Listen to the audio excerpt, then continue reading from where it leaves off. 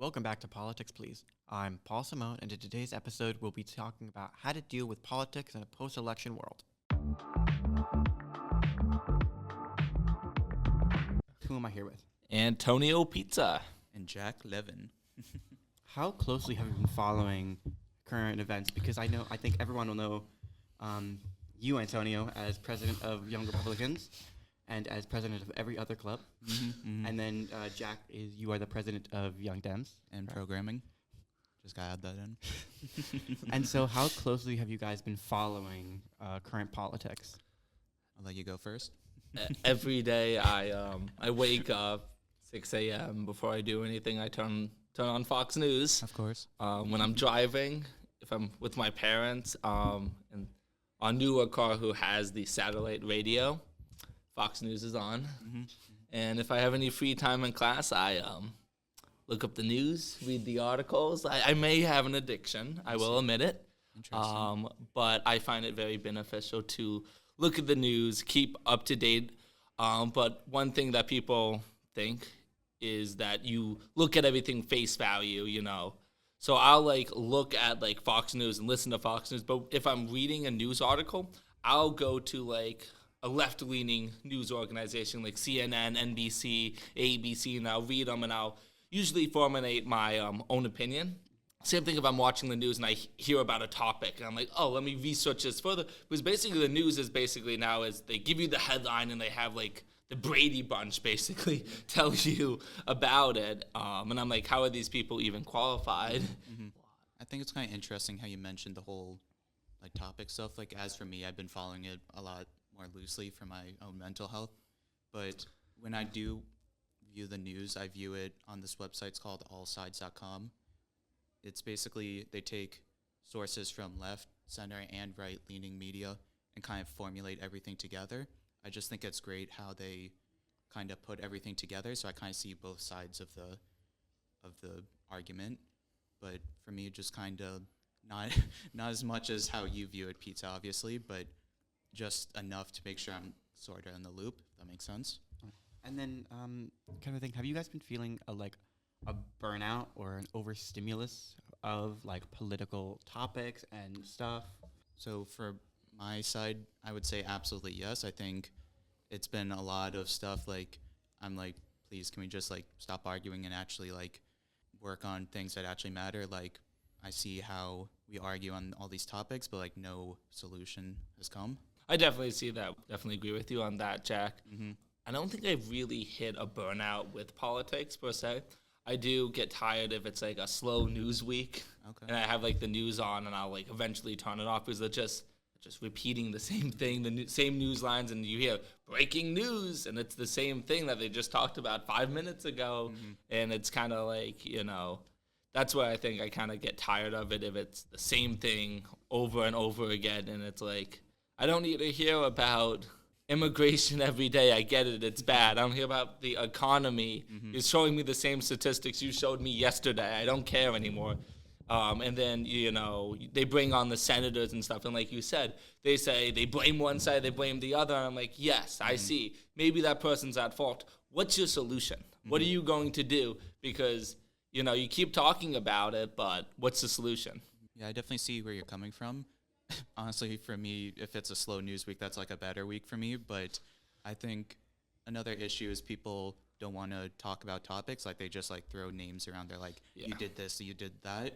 So I know 20, 30 years ago when news was less polarized, people would actually discuss things. They wouldn't just be you're wrong and just leave it at that. So I think that's an interesting thing you say, because a common thing that people were oh, the news is now so biased and stuff. I actually think that the news has always been biased. It always has. It's just more obvious. It's more obvious. Yes. If you go back to Benjamin Franklin, the founding father, he owned a newspaper. Yeah. So of course he's going to be pushing this American ideal and bash the British, So I think the idea that news is now all of a sudden bias, I think that's false. I think that it's always been. I think now maybe they're showing it a little more. Yes. I think with social media, the internet, it's gotten a lot worse, though, more obvious. Look, in the 80s, they had the newspaper, TV. That's it. Now we have all that and social media and the internet. And podcasts. Yeah, and podcasts. podcasts. We're a guest. But also what you're saying about that, the news wasn't on all the time. The news would come on at like night, or if there was a breaking news story, they would go on. We didn't have channels just. I don't think so. I don't think we had channels just dedicated to 24/7 news cycles. Yeah, that's a good point. Like before the 24-hour news cycle, people tuned on to the news for a little bit and tuned out. Now it's like it's all the time. All the like there's time. something going on. Yeah, definitely. Yeah. And then especially since the election, obviously we know what happened there. Do we? It was pretty good, I gotta say. It was pretty depressing. I thought it was pretty uplifting. Do you guys feel like you've been following like current events and like politics and stuff closer, or kind of like looser since the election? For me, I would say definitely looser, but that's just my point of view, my political stance. I feel like since the election, it's kind of been because I definitely like that period of campaigning and the polls, and it's like the anticipation, not knowing what's going to happen.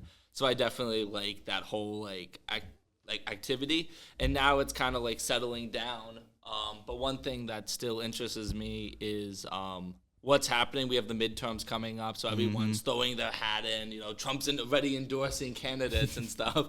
But it's very hard to keep up with it because of all of the things that are happening, like 200 executive orders day one, and I'm like, they're telling me on the news, I'm reading articles, and it's just so overwhelming of things happening all at once that it's became very hard for me to keep up with what's happening.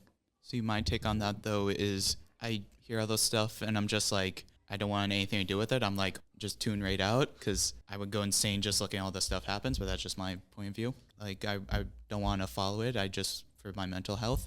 And then kind of more of like a school thing, since you're both seniors.